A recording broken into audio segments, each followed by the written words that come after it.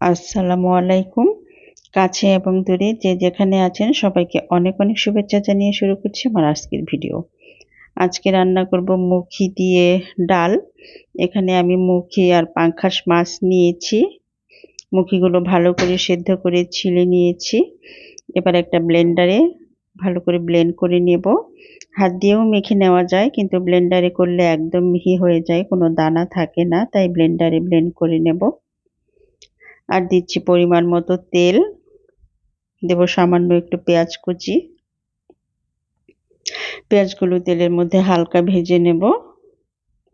এবার দেব মরিচ, হলুদ, জিরা গুঁড়া আর আদা রসুন বাটা। সবগুলো সামান্য একটু পানি দিয়ে মশলাগুলো ভালো করে কষিয়ে নেব।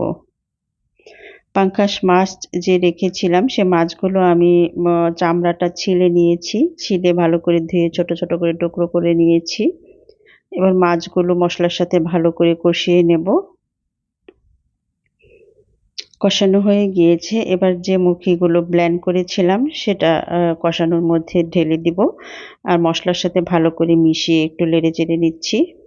যেহেতু বেশি ঘন মনে হচ্ছে সেই ক্ষেত্রে একটু পানি দিয়ে লোচ করে নিতে হবে।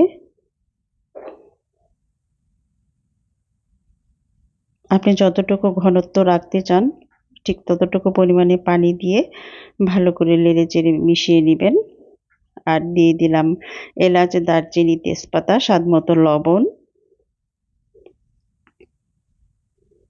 দেব সামান্য একটু লেবুর রস।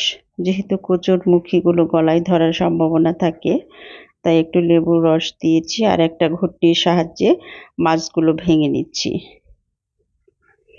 দেখতেই পেলেন কত সুন্দর রান্না হয়ে গেল মুখির ডাল। তো এইভাবে রান্না করে খেয়ে দেখবেন, আশা করি ভালো লাগবে। তো সবাই ভালো থাকবেন, সুস্থ থাকবেন, আবার দেখা হবে।